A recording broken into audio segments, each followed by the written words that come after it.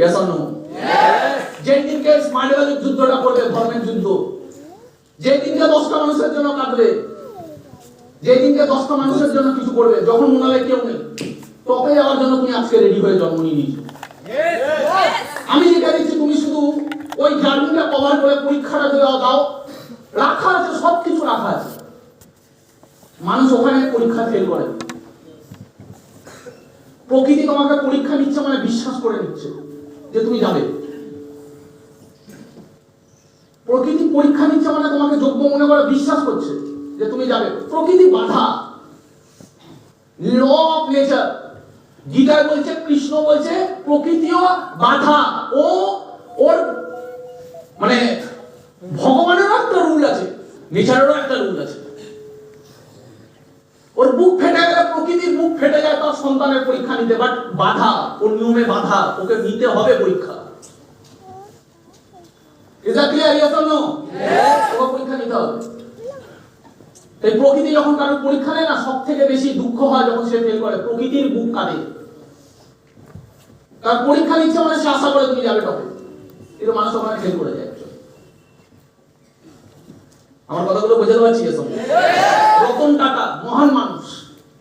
এই আজকে লোকে যাকে মহান মহান রতন টাটা মহান, এই রতন টাটাকে নিয়ে, রতন টাটা যখন চেয়েছিল ওয়েস্ট বেঙ্গলে ন্যানো গাড়ি, রতন টাটা ন্যানো গাড়ি নিয়ে লোক গালাগালি দিয়েছে চরম লেভেলে। কি চেয়েছিল রতন টাটা? রতন টাটা বুকটা কেঁদে উঠেছিল যখন উনি মুম্বাই হাইওয়ে দিয়ে যাচ্ছে, বৃষ্টির মধ্যে একটা স্কুটিতে করে একটা ফ্যামিলি যাচ্ছে, তার পুরো ফ্যামিলিকে নিয়ে ভিজতে ভিজতে। তখন ওই গাড়ি থেকে, লাক্সারি গাড়িতে বসে থাকা ওই রতন টাটা ওনাদেরকে দেখে, ওই ফ্যামিলিটাকে স্কুটারে ভিজতে দেখে ওনার বুকটা কেঁদে উঠেছিল। ওনার মনে হয়েছিল এদের জন্য কিছু করব, এদের গাড়ি কেনার ক্ষমতা নেই, পুরো ফ্যামিলি ভেজে, এদের জন্য কিছু করব। এদের জন্য কি করা যায়? এরা গাড়ি কিনতে পারে না, একটা বাইক কিনতে পারে, স্কুটি কিনতে পারে, ওই টাকা এদের জন্য আমি গাড়ি কিনবো, গাড়ি বানাবো।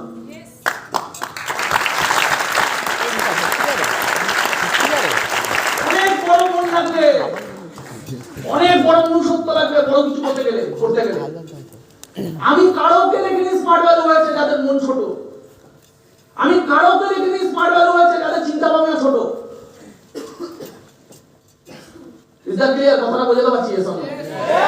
রতন টাটার মতো মানুষ এই পৃথিবীতে দরকার কি দরকার না? আগে রতন টাটার মনুষ্যত্ব দরকার, তারপর রতন টাটা হবে। যেই লোকটা পুরো গরিবদের 95% এইসব মানুষগুলোর কষ্ট দেখে, যার রাতের ঘুম উড়ে গেছিল, যার মাথায় একটাই জিনিস ছিল, এদের জন্য আমি কিছু করবো। নিজের কোম্পানির বোর্ড অফ ডিরেক্টরদের সাথে লড়েছিল যে গাড়ি বানানোর জন্য, যে 1 লাখ টাকার মধ্যে কিছু করতে হবে এদের জন্য। সেই মানুষটা যখন অ্যানাউন্স করে যে 1 লাখ টাকার গাড়ি, এন্টায়ার অটোমোবাইল ইন্ডাস্ট্রিতে দুনিয়াতে যেটা হয়নি, সেটা ফার্স্ট টাইম ভারতবর্ষে ঘটেছিল। লোক রিজেক্ট করে দিয়েছিল, কেউ নেয়নি। তার কয়েক হাজার কোটি টাকা ডুবে গেছিল। কাদের জন্য ভেবেছিল? আমাদের জন্য। সবাই রিজেক্ট করে দিয়েছে। Is that clear? Yes. তুমি ভাববে না যে ভালো কাজ করলে রিজেকশন পাবে না, ভালো কাজ করলে বেশি রিজেকশন পাবে। ভালো কাজ করলে বেশি রিজেকশন পাবে। আজকে স্মার্ট ভ্যালু একটা মদের বিজনেস শুরু করুক। প্রোডাক্ট কি? মদ। কি প্রোডাক্ট? মদ। কোটি কোটি খাওয়াবে তুমি, কোটি কোটি।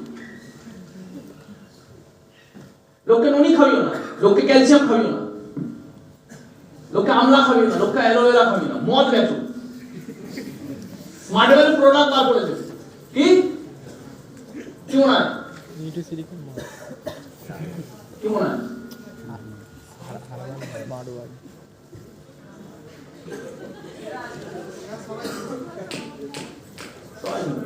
ভাই এসে গেছে কি?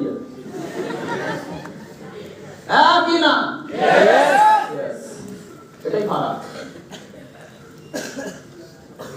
এটাই ফারাক। এর জন্য তো তিরঙ্গা বেচে কেউ 40,000 কোটি টাকা ইন্ডাস্ট্রি বানায়। এর জন্য তো কয়েকশো কোটি টাকা দিয়ে দেয়। একটা মানুষ পুরো ইন্ডিয়ান ক্যারিয়ারে ক্রিকেট খেলে অত টাকা কামাচ্ছে না, শুধু একটা তিরঙ্গা এক করে যত টাকা ওকে দিয়ে দিচ্ছে। কেন? বেচো, নোংরা জিনিস বেচো, পয়সা প্রচুর আছে। যারা বলেন এই তো ফালতু কাজ জিনিস তুই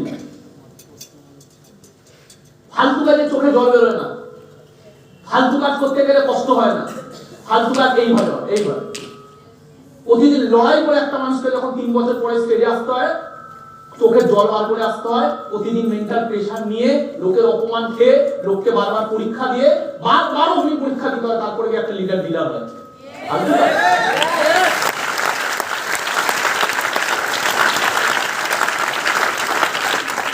এটা ক্লিয়ার? Yes or no? তো সুতরাং আমাকে বুঝতে হবে আমি কাজটা কি করছি,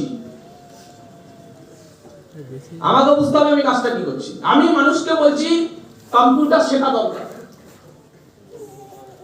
যদি ভেতর থেকে মনে হয় এটা ভুল করছি, আমি বলবো করা উচিত না। ভেতর থেকে যদি মনে হয় ভুল করছি, করা উচিত না। কি বললাম কথা? আমাকে নিজেকে কোশ্চেন করতে হবে। মানুষকে আমি কম্পিউটার শেখার কথা বলছি, আমি বিজনেসটা ধীরে ধীরে বুঝেছিলাম।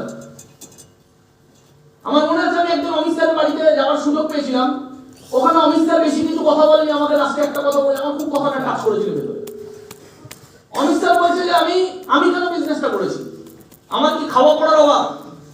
আমি একটা ব্যাংকের ম্যানেজার, আমার ছেলে অটোমোবাইল ইঞ্জিনিয়ারিং করে একটা ভালো কোম্পানিতে কর্মরত। ওনার বাবা সম্ভ্রান্ত ফ্যামিলি, ওনার যা ওয়াইফ, ওনার ওয়াইফ ফ্যামিলি কয়েকশো কোটি টাকার মালিক। বলছে আমি পয়সার জন্য স্ট্রাগল করিনি, শুধু 54 বছর বয়সে লোকের এনার্জি থাকে না কিছু করার, বোঝার ব্যাপার আছে। আমরা এখানে চান্স পেয়েছি 20 বছর বয়সে, 18 বছর বয়সে বসে আছি এখানে। 54 বছর বয়সে না লোকটা লোভী না যে পয়সা কামাবো, এখন পয়সা কামাবো।